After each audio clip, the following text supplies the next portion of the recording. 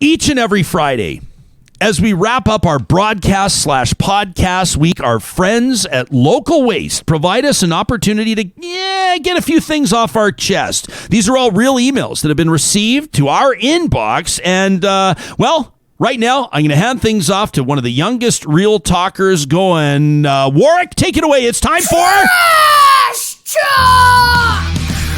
Yeah, Warwick, you hit it out of the park. Now, earmuffs on, little guy, because it's about to get NSFW, if you know what I mean. This first one out of the gates from Rose Marie. It's not Rosemary, it's Rose Marie, which I think is a beautiful name. She says, hey, Jessica, I don't follow Major League Baseball that much, but I happen to tune into the World Series in Atlanta. After all this talk about the indigenous communities and reconciliation, I was appalled at Braves fans chopping and chanting the Native War song. I promptly turned it off. And later, I read that somebody at the game actually became offended and actually left the World Series game, and I don't blame that person. Is it only Canada that's aware of this movement? Why have Americans not caught up? It's time for the Atlanta Braves to change their name. That from Rose Marie.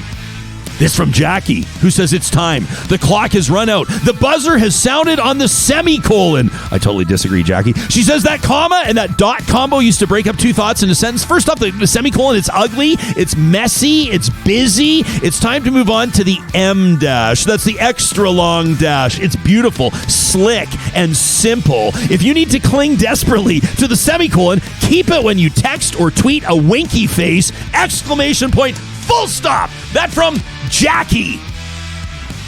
I find that the problem with semicolons is that nobody actually knows how to use them.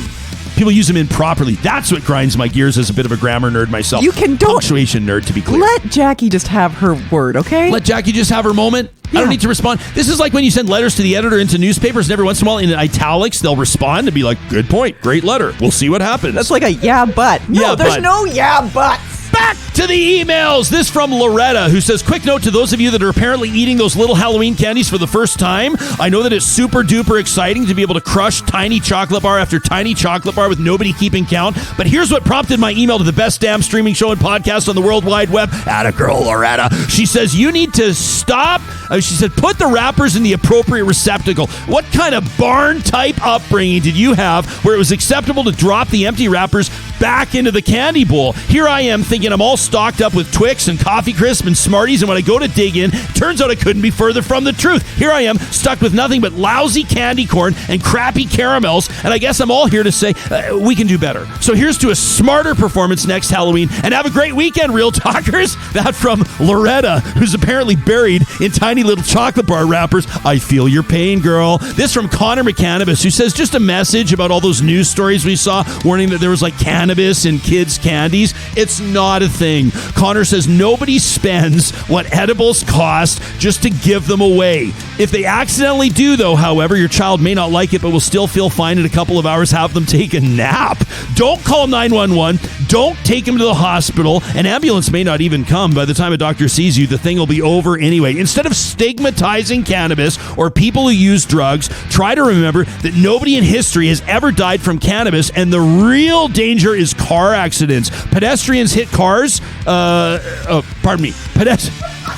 There's nothing more annoying than pedestrians hitting cars, am I right? Right, jerks. He says pedestrians hit by cars. The numbers jump on Halloween, so keep those kiddos safe. That from Connor McCannabis. That's a great point. And it's true. Nobody's giving away edibles to kids. Has the whole razor blade and apples thing ever been... That's not a real thing, right? I mean, it's not like a real thing. No.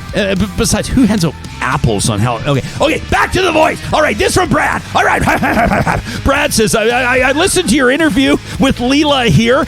Is there something wrong with me? I got no indication of sincerity. Sounded good, but like there was like these really long answers with nothing there. It's all carefully focused to criticize the Premier's leadership. Great, but she didn't actually speak about specifics. Like she thinks that this big long list, Jespo, of all these names she would be good leaders. The education minister? Really? After this curriculum? After what they did with schools during COVID? Does she have blinders on? All they've all done, all these ministers, is cower and hide like mice and let Kenny be king, and I'm not buying any of it. And by the way, Jesperson, the interview was a little softball-ish, and I'd love to see people hung out to dry. That from a guy who's never produced a talk show before. And this, no, I'm just kidding. I can't hang everybody out to dry all the time. But I don't think it was. Is this softball? Be honest. Was that a softball interview with Leela here? I think you took her to task on a few things. But also, like, can I say something about my interview style? I shouldn't be doing this during Trash Talk, but like, my interview style is like, it's pretty conversational, right? I mean, I was like, hey, listen, motherfucker. Like, that's not really kind of how I interview. But I get some people want to see it. They want to see hand grenades all the time. But that's not oftentimes how to do a good interview. That, and you're like, we want to be able to have people feel that they can come on the show and not just get piled on. And get piled on, and there has to be like a level of decorum and respect. Remember what I was just saying to Amy Westerveld, how sometimes I get defensive? This is me being defensive.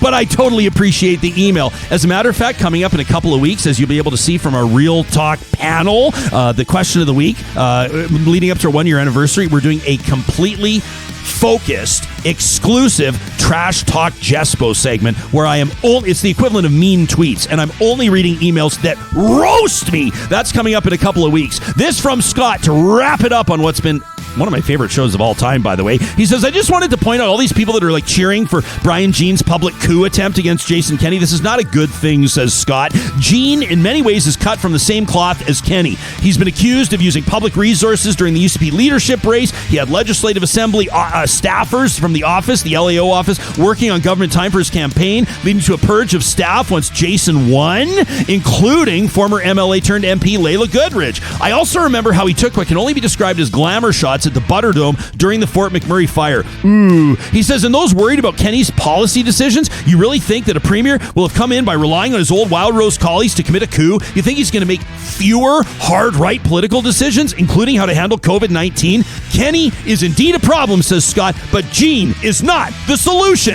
And that marks this week's rowdy edition of Trash Talk. Thanks for your emails. You can send them in anytime. Don't wait till Friday. We keep them piling up. And then every Friday, this our tradition. We push out the podcast on Saturdays too, so share Trash Talk with those that you think would love to hear it. A shout out to Warwick, who teed it up for us today. Have a great weekend, Real Talkers. Monday's show's going to be dynamite. Keep it safe out there, and we'll talk to you soon.